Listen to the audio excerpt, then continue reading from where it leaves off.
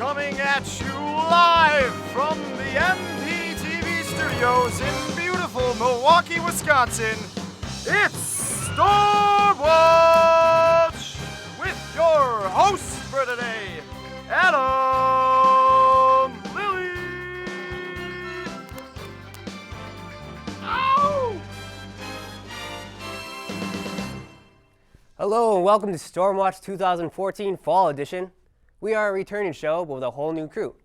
And I am your new host, Adam Lilly. For the next 26 minutes and 46 seconds, we will be in control of your mind. Just kidding. Today we have some great stories for you. We will take a look at how the film festival was this year, check out some cuisine delights in our international culinary department. We have an investigative report on local bridge deaths. We will take a look at how we relate as a community on campus, learn how to winterize our plants, find out more about the child care services provided on campus, and our featured story tonight is on the MATC Environmental Health Program. We also have a very special guest today, Kathy Miles, an advisor for student programs who is going to tell us about some exciting new developments underway within the program structures of our ever-progressive MATC called Pathways. Once upon a time, we had an audience of 2. Now our audience has gone up 1. Well, actually, it's gone down 1. Ooh. So, we want to say thank you for tuning in to Stormwatch 2014 Fall Edition, episode number 1, coming to you live from the highly acclaimed MPTV studios. With the holidays right around the corner, you may pick up some new dish ideas by checking out the International Culinary Department. Let's see what Misha Armstrong has brought to the table.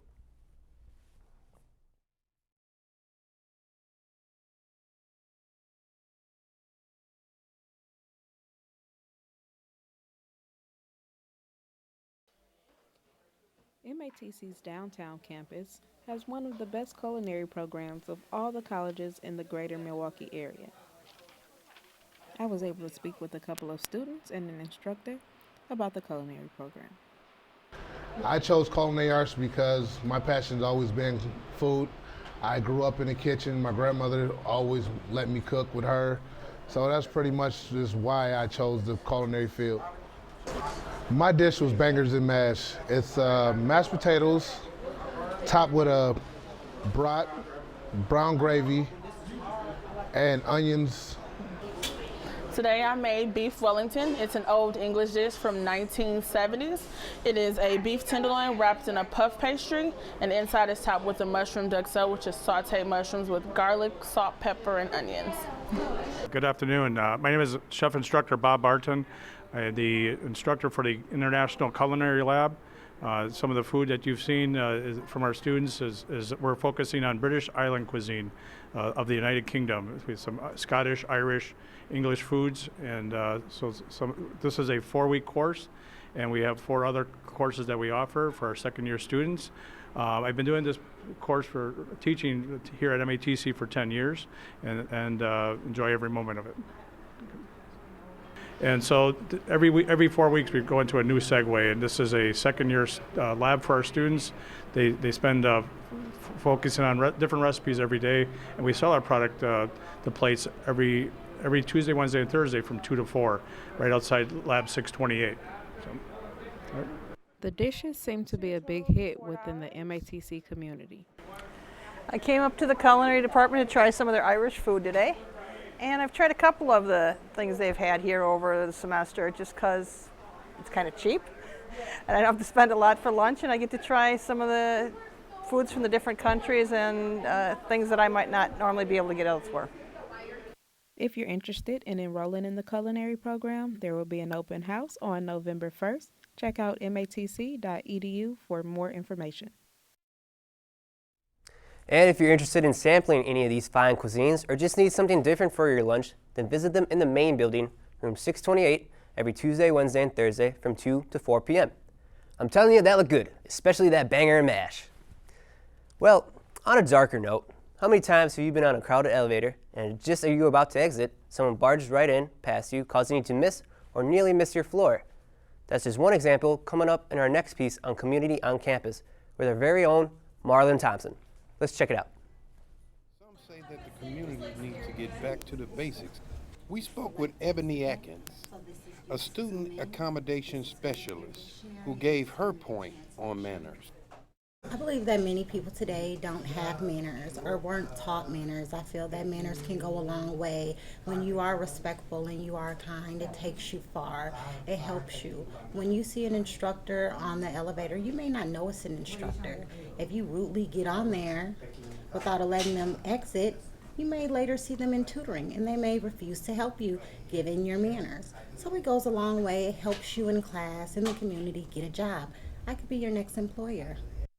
And when it comes to courtesy, Miss Atkins feels Well, you need to have courtesy, manners, dress code. It all goes together. we also talked with an advisor in the counseling department, Miss Miles, who had this to say about manners. When we talk about manners, if you're just saying manners, just the basics, the please, thank you, excuse me, etc. In other words, just basic etiquette will take you a long way in any arena that you're in, whether it's MATC or any other community.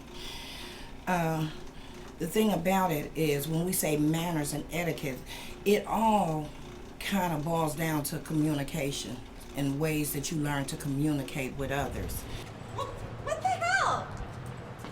We caught up with two students, Paul and Dynasty, that had this to say about courtesy. Courtesy plays a huge role in MATC because if we don't become courteous to one another, then we're going to be disrespectful all the time, and that's not going to mesh well with everybody here. I mean, some people want the respect, and some people don't need the respect, but we need to have that more here in MATC. There you have it, from inside the community itself, how the community can improve. Thank you for joining in. Actually, I have to admit, I am one of those who have been pushed into the elevator as I was about to exit by a very large woman and ended up squished between floor 3 and Brunhilde. I'm sure we've all had those nights out at the bar. It's a holiday, and you've had a few too many. You wake up in the morning and realize you got a little too crazy. Well, it might have been all good fun, but sadly, there are some college students who don't wake up in the morning and are found floating in the frozen river. V. Baltowski has a story for us on the concern of bridge deaths. Here in Milwaukee, Wisconsin, we have the Great Milwaukee River that runs right through the central of downtown. Water Street is home to the young drinking crowd due to the two closest colleges around, MATC and MOSE. Not a year goes by before an accidental death happens in the river. Josh has written a song about bridge deaths called Suicide Bridge. Here's his take on bridge deaths. I wrote this song called Suicide Bridge, about the home bridge suicides.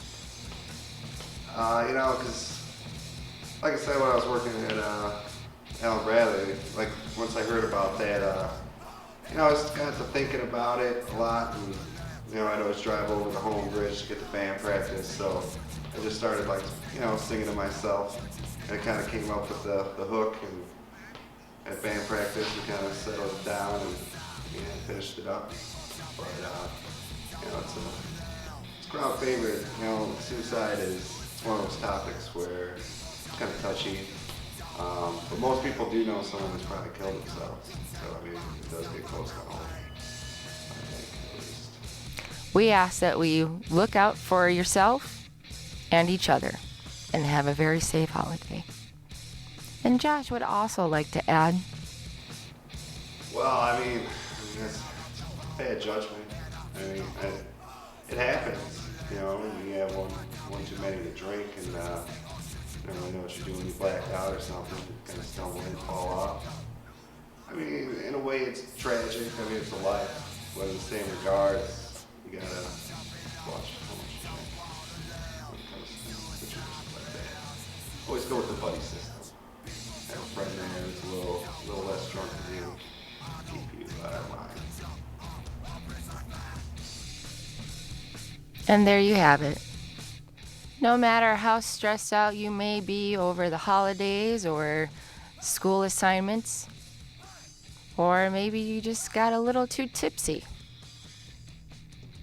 talk to somebody, always go out with a friend, and always be safe. For Stormwatch, this is Vive reporting, and I hope a safe and healthy holiday for you. Well, all of us here hope to see students looking out for each other to make sure we see our friends home safe, and to try to prevent more of these deaths during our celebrations. On a lighter note, Andrew Huggins has a story for us about the Milwaukee Film Festival. With 72 sold-out shows in 15 days, the Milwaukee Film Festival saw a huge jump in attendance this year, with an increase in attendance by 16% over last year's numbers. Almost 65,000 filmgoers were able to share their mutual passion for the silver screen. As the Milwaukee Film Festival wraps up another successful year, I talked to Jonathan Jackson, Artistic and Executive Director of the Milwaukee Film Festival, to find out what else Milwaukee Film does with the community throughout the year. How many years has the festival been going on for? We just concluded our 6th annual festival, which ran from September 25th to October 9th. Have you seen an increase in attendance over the years? Dramatically, actually. We crossed the 3,000 mark after this year's festival. Do you have to be a Milwaukee Film member to attend festival screenings? Absolutely not. A membership is a perk, and you get benefits associated with that, but the festival is open up to the entire general public of Milwaukee. What else can members expect outside of the festival throughout the year? So we actually extend the festival experience year-round for our members, and every month at the Oriental Theater, members are invited to a movie just like what you would see at the festival itself. So a festival quality film every month for free as a membership perk. Do you have student discounts? Absolutely. The general public, both for ticket sales, there's a $1 discount, but then also for membership, there's a discount to join as a member, which I believe is $15. What was your favorite film this year?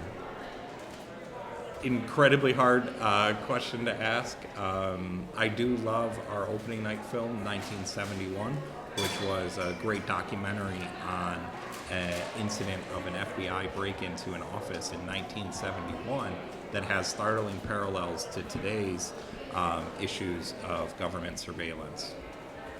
Well, thank you very much. Great. So whether you're just a festival fan or a movie mogul, Milwaukee Film has membership levels for everyone. The membership program is an easy, affordable way to support a year-round mission while enjoying some great members-only benefits like festival discounts, a DVD of the Month Club, and invitations to free, monthly, members-only screenings. To find out more, call 414-755-1965, extension 204, or visit MilwaukeeFilm.org. We had some great films at the festival this year. I can't wait to see what comes out next year. If you are a parent/student at MATC and find it difficult to get a babysitter at times, then look no further than your very own MATC campus. Jeremy Bone has more on the child care services provided by our college. Students at MATC have a hard time balancing parenting duties and classes. For parent students, MATC has come up with a child care service program at all 4 campuses. I met up with Melissa Frankowitz, the director and supervisor of the child care service program at downtown MATC. I am the direct supervisor of the downtown location, and then I oversee the campus locations at North, South, and West Dallas. We have child care centers on all 4 of the campuses. We have 3 different rate sheets that we use. We have a rate sheet for the community, which has the highest rates, and then we have the student rates, which are the least expensive because they are subsidized through the college. The downtown campus is open from 6:30 until 5:15, Monday through Friday. It is the only campus location that is open year-round. While I was at the Child Center at MATC, I was able to catch up with Barb Fliss to get more information on how children and parents are able to benefit from this service. Outside we have a beautiful brand new playground, so we have playground equipment out there, we have bikes, we have push toys for the younger kids, lots of different things for them to do large motor activities. And if the weather is raining or we aren't able to go outside because it's too cold out, we have a large muscle classroom, a large muscle room, where we have indoor activities with a slide, rowboats they can sit and row in, and other indoor activities that are also for large muscle development. Every classroom has a daily schedule, so depending on the age group, an example would be when the kids come in the morning, depending what time they come. We offer a morning snack. They have free choice activities. We usually have a sensory or a science activity set up. We have an art activity that's optional for them to do. We also incorporate the large muscle time, either outdoors or indoors, and all different kinds of activities and centers in our classroom. Yeah, I think this is a great place for parents to bring their children when they are going to school or working. This is a great center. We're an AC accredited center, and it's a great place for them to be and to learn while their parents are learning here at MATC. Convenience and quality is what you'll expect when you come to MATC for child care service. For more information on the child care services provided at MATC, please call 414-297-7800. So, you worked hard in your garden this year, and there are a few plants you just can't leave out in the cold. Let's see how Amanda Roslowski has a great way to save them.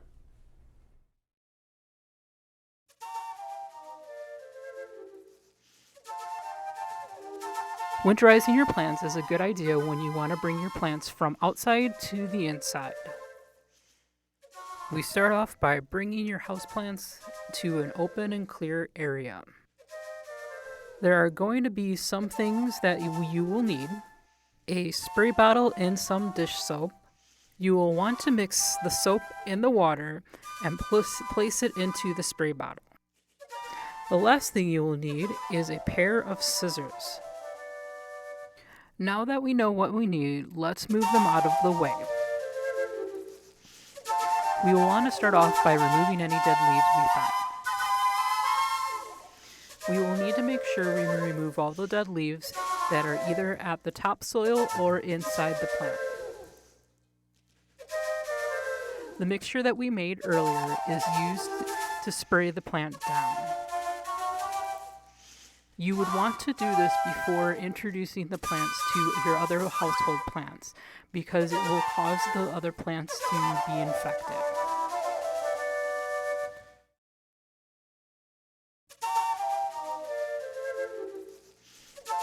Now that you have finished spraying down the plants, the last thing you would want to do is trim all of the dead branches still remaining. This will also help shape the plant.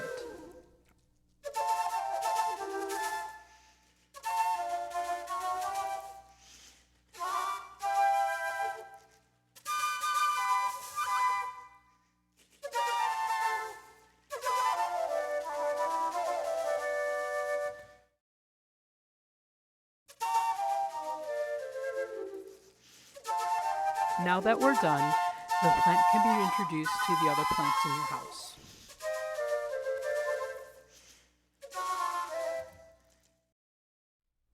Well, that's good to know. Now I can bring in my medicinal basil plant for the winter. And now for our featured story about one of our environmental programs at MATC with Dan Fisher. MATC takes the environment very seriously. At the Mequon campus, students in the Environmental Health and Water Quality Technology program learn how to protect the environment and, in turn, human health. The environmental health field protects the air you breathe, the water you drink, the food you eat, whether at home, work, or play. It's urgently needed that people's health be protected, as well as protecting those areas.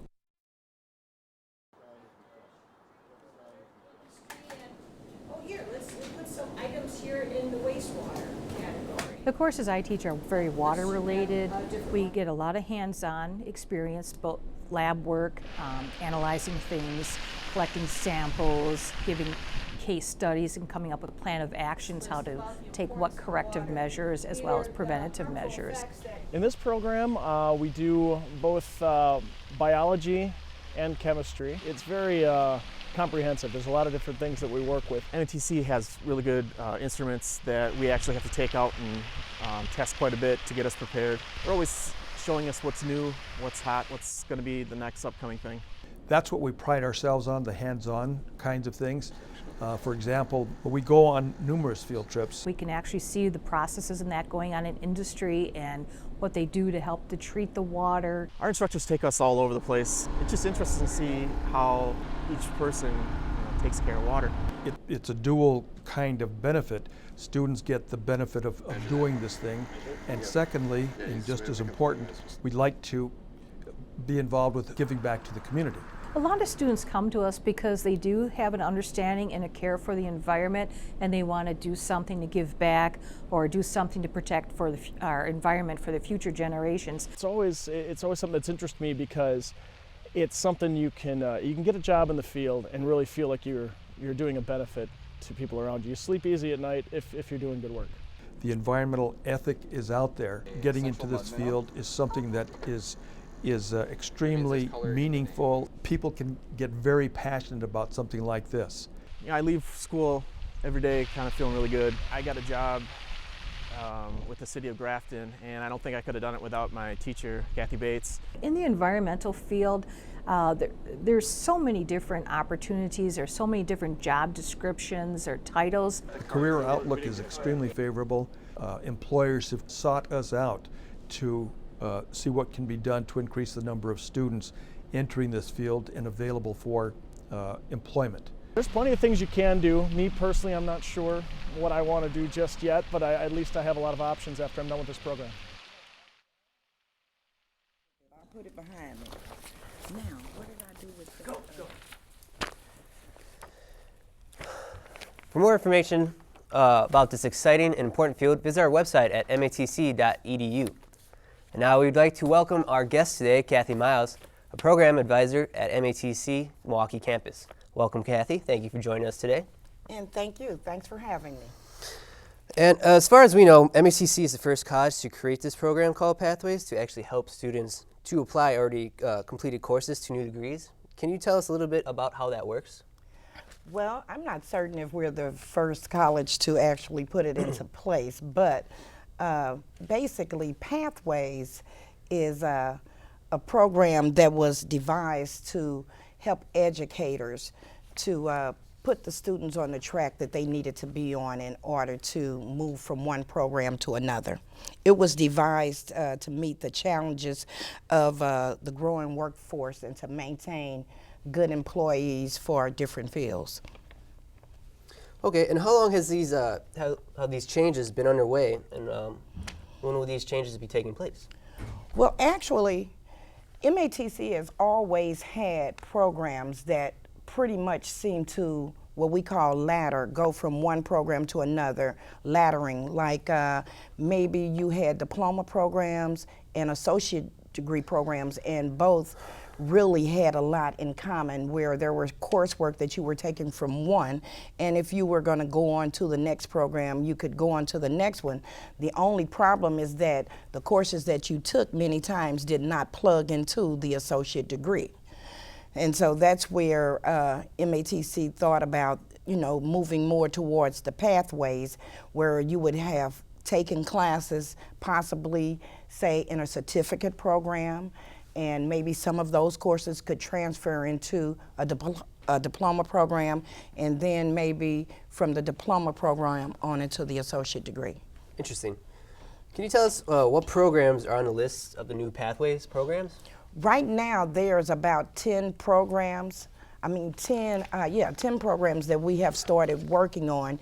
You can actually go into the MATC website, and on the search bar, just type in Pathways, and it'll open up and show you all of the programs that we have put together thus far. But we are looking more into growing even all of our programs into a pathway. And to find out more information other than the website, where would you go? You can go into any of our counseling centers. We have walk-in counseling and advising, and depending on what program you're in, you can speak with your advisor or counselor, and they can explain more about the Pathways program and how it works. Why did MATC decide to do this program?